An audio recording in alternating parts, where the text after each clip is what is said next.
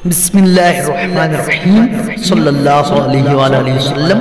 अजीज़ तलबा व तालिबात, आज हम जमात अंजुम मज़मून उर्दू इसका सबक नंबर 14 एक ख्वाब जिसके मुसन्निफ है शमीम हनफी, इस सबक को आज हम पढ़ेंगे। तो चलिए सबक शुरू करते हैं।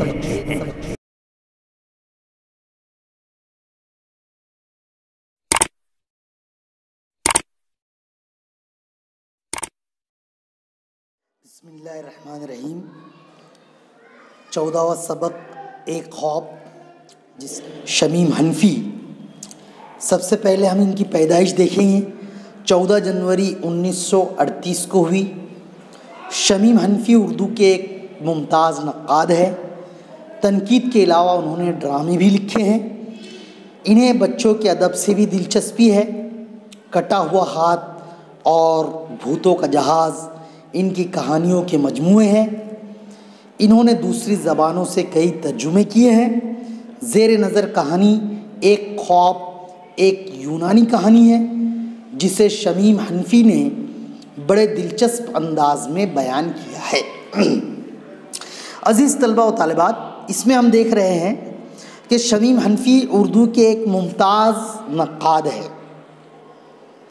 और इनके जो कहानियाँ जो इन्होंने लिखी हुई है वो है कटा हुआ हाथ, भूतों का जहाज़। इनकी कहानियों के मजमूए हैं और उन्होंने दूसरी ज़बानों में भी तर्जुमे किए हैं। और ये जो सबक दिया गया है यानी कहानी दी गई है, ज़ेर नज़र कहानी एक ख्वाब एक यूनानी कहानी है। यूनान ये एक मुल्क है, तो वहाँ की ये कहानी है जिसे शमीम हनफी ने बड़े ही दिलचस्प अंदाज में लिखा है।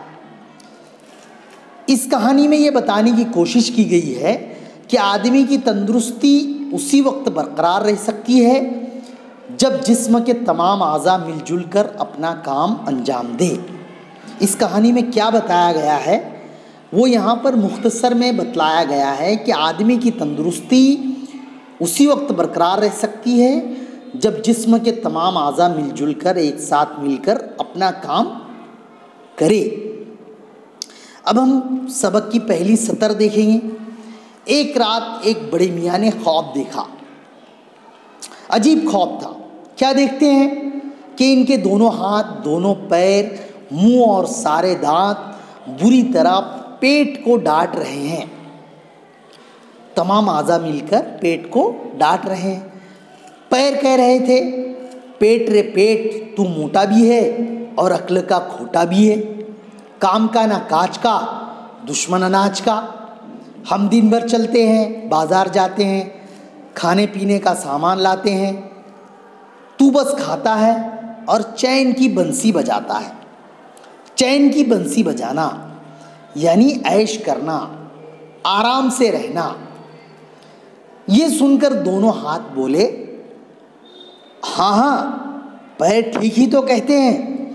अब हम ही को देखें, हम कितनी मेहनत करते हैं। बाग की सफाई, गेहूं की पिसाई, फिर आग जलाना, खाना पकाना, ये सब हमारे ज़िम्मे। और तू सब कुछ चट कर जाता है, मुफ्त खोरा यानी सब कुछ खा जाता है पेट मुफ्त में यानी फ्री में। मुंह, ज़बान और दांतों ने मिलकर पेट की हंसी उड़ाई, खूब खरी खरी सुनाई यानी उसको खूब कहा। कहने लगे, हम ना होते तो क्या तू बाजार। अब इसमें हम देखेंगे कि एक तस्वीर दी गई है जिसके अंदर में पैर बताए गए हैं, हाथ, होठ, कान, ज़बान, नाक, और एक बड़े मियाँ को दिखलाया गया है जो बज़ाहिर बिस्तर पर सो रहे हैं यानी ख्वाब देख रहे हैं। तो अज़ीज़ तलबा व तालिबात, हम ये देख रहे थे कि मुंह, ज़बान और दांतों ने मिलकर पेट की हंसी उड़ाई और क्या कहने लगे, हम ना होते तो क्या तू बाजार जाता, क्या किस्म किस्म के पकवान उड़ाता यानी खाता। हाथ पाँव अपना काम कर चुकते हैं तो खाना हम चबाते हैं, इसका मज़ा हम बताते हैं, इसे मादे तक हम पहुंचाते हैं। मादा यानी पेट, मादे तक हम पहुंचाते हैं, पेट रे पेट तू हो मलिया मेट। ये झगड़ा बहुत देर तक चलता रहा। सभी पंजे झाड़ कर पेट के पीछे पड़ गए थे। आखिर पैरों ने एक तजवीज़ पेश की। एक उन्होंने पैरों ने तजवीज़ दी, राय दी। क्या तजवीज़ थी? कि हम सब के सब पेट के लिए कुछ करना धरना छोड़ दे, यानी हम सब के सब पेट के लिए अब कुछ नहीं करें। वाह, क्या लाजवाब बात सोची है। हाथ, मुंह, जबान और दांत एक साथ बोले, मियाँ पेट, अब तुम्हें पता चलेगा कि काहिली की सज़ा क्या होती है। काहिली यानी सुस्ती, गफलत। पेट बेचारा चुपचाप सबकी सुनता रहा, गुस्से में भूनता रहा, कुछ नहीं कर सकता था, इसलिए सबकी खामोशी के साथ में सुनता रहा, लेकिन गुस्से में भी रहा। उसने किसी को किसी बात का जवाब नहीं दिया। वो सचमुच बहुत मोटा था, और सही में वो मोटा था, और देखने में बड़ा काहिल और आराम पसंद नजर आता था। अब पैरों ने बाजार जाना छोड़ दिया, हाथों ने सामान उठाना और खाना पकाना छोड़ दिया, मुंह ने चुप साध ली, दांतों ने खाना चबाना छोड़ दिया। जब ये सब छूट गया तो ज़बान ने भी चीज़ों का जायका बताना छोड़ दिया।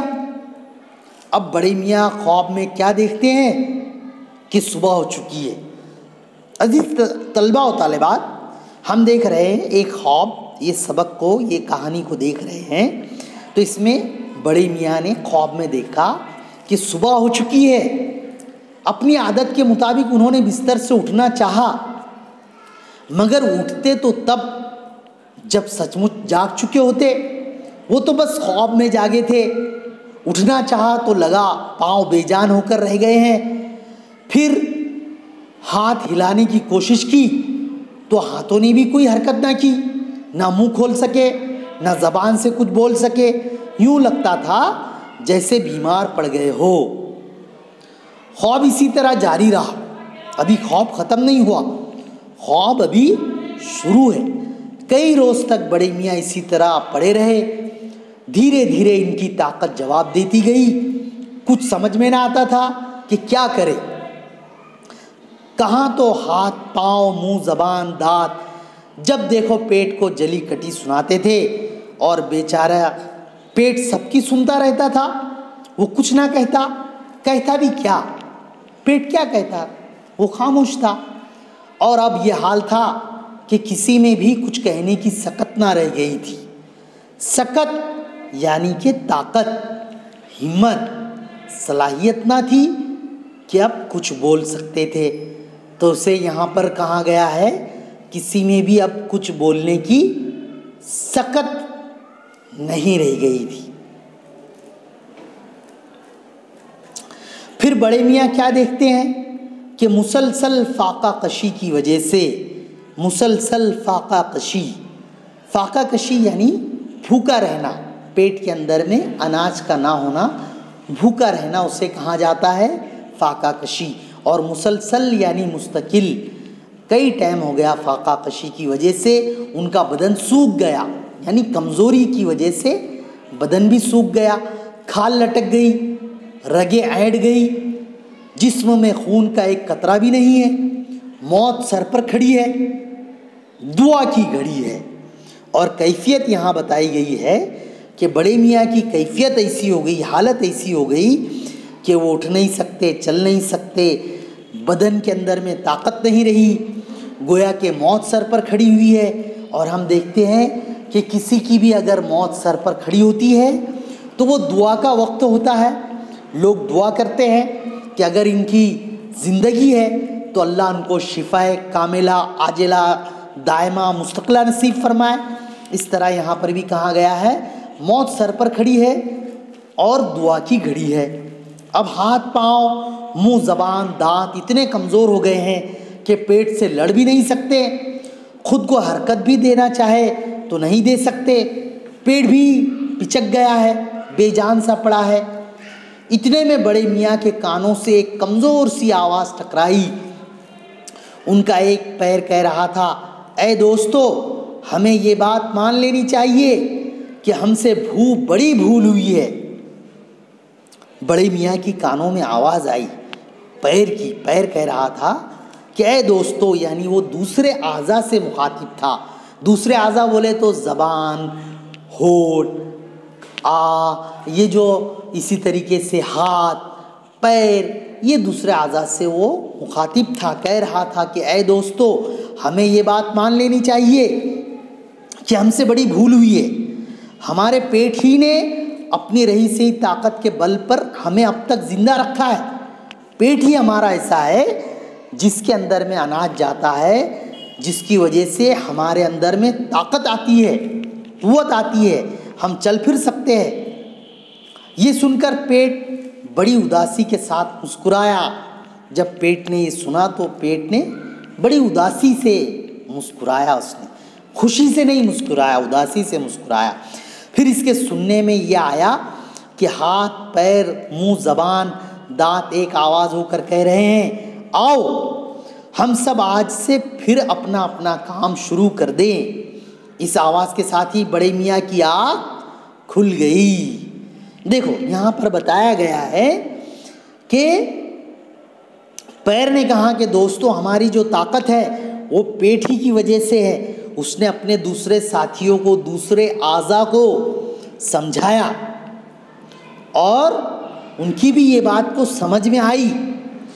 और ये ख्वाब देखने के बाद में सब ने कहा कि आओ हम सब आज से फिर से जो हमारी जिम्मेदारी थी, जो हमारा काम था, जिसको हमको करना ज़रूरी है। यहाँ पर ये भी हम देखें कि जिसको जो भी जिम्मेदारी दी जाती है उसने अपना अपना काम मुकम्मल करना चाहिए। उसी के साथ में तमाम काम मुकम्मल होते हैं, पाए तकमील को पहुँचते हैं और काम दुरुस्त हो जाते हैं। इस आवाज़ के साथ ही बड़े मियाँ की आँख खुल गई। जाग कर उन्होंने देखा कि इनके पाँव चल सकते हैं, हाथ बोझ उठा सकते हैं, मुंह खुल सकता है, ज़बान चल सकती है, दांत खाने का निवाला चबा सकते हैं। वो बिल्कुल भले चंगे हैं, यानी तंदुरुस्त है। यहाँ पर अजीज़ तलबा और तालिबात, एक बुज़ुर्ग की, एक बड़ी मियाँ की तस्वीर भी दी गई है। नाश्ता सामने आया तो उन्होंने अपना ख्वाब याद किया। अपने आप से बोले, हमारे जिस्म के हर हिस्से को दूसरे हिस्सों की मदद दरकार होती है। हमारे बड़े मियाँ ने कहा कि हर हिस्से को, हर जुज़्व को दूसरे हिस्सों की मदद दरकार होती है, ज़रूरी होती है। एक से दूसरे की मदद होती है। सब मिलजुल कर ही कोई काम कर सकते हैं। अकेला इंसान क्या कर सकता है? अगर उसको दूसरों का साथ हो, सपोर्ट हो, तो वो कुछ काम कर सकते हैं, आगे बढ़ सकते हैं। हाथ, पाँव, मुंह, ज़बान, दांत और पेट, जी हाँ पेट भी, इनमें कोई किसी का दुश्मन नहीं। अगर एक काम करना बंद कर दे तो दूसरों का काम बिगड़ जाएगा। सबको मिलजुल कर अपना अपना काम करना है। सब के सब बीमार पड़ जाएंगे अगर एक दूसरे का काम नहीं करेंगे आज़ा, तो क्या होगा? पेट की वजह से फिर सब के सब बीमार पड़ जाएंगे। सब अपना फ़र्ज़ पहचाने, किसी को खुद से कमतर ना जाने, किसी को छोटा ना जाने। इससे ज़िंदगी की गाड़ी सेहत और सुकून के रास्ते पर चल सकेगी। आपस में लड़ाई झगड़ा शुरू हो गया तो गाड़ी रुक जाएगी। हम आपस में क्लास के अंदर में, जमात के अंदर में लड़ाई झगड़ा ना करें, एक दूसरे की मदद करें, एक दूसरे के काम आए। इस तरीके से इस सबक के अंदर में बतलाया गया है। ये सोचकर बड़े मियाँ अपने ख्वाब पर खूब ज़ोर से हंसे, फिर मज़े ले लेकर नाश्ता करने लगे। इस तरह ये सबक यहाँ पर ख़त्म होता है। सबक के हम अल्फाज मानी को देखेंगे। चैन की बंसी बजाना यानी ऐश करना, निठल्ला यानी निकम्मा, हंसी उड़ाना यानी मजाक उड़ाना, मलियामेट ख़त्म बर्बाद, पंजे झाड़ कर पीछे पड़ना, किसी को बहुत परेशान करना, गुस्से में भूनना, बहुत गुस्सा करना, चुप साध लेना यानी खामोश हो जाना, ताकत जवाब देना यानी ताकत ख़त्म हो जाना, जली कटी सुनाना यानी बुरा भला कहना, सकत यानी ताकत, फाका कशी यानी भूखा रहना, कमतर यानी हकी। अज़ीज़ तलबा और तालिबात, यहाँ पर हमारा ये जो सबक है 14वां सबक, एक ख्वाब जिसके मुसन्निफ़ है, लिखने वाले शमीम हनफी। ये सबक हमारा यहाँ पर ख़त्म होता है। आइंदा वीडियोस के अंदर में हम इसके सवालात और जवाबात को इंशाल्लाह देखेंगे। आज के लिए इतना ही। मज़ीद वीडियोस को देखने के लिए हमारे चैनल सारा स्कूल को सब्सक्राइब कीजिए और बेल आइकन के बटन को प्रेस कीजिए ताकि आने वाली मज़ीद वीडियोस आप तक के पहुंच सके। आज के लिए इतना ही। खुदा हाफिज़।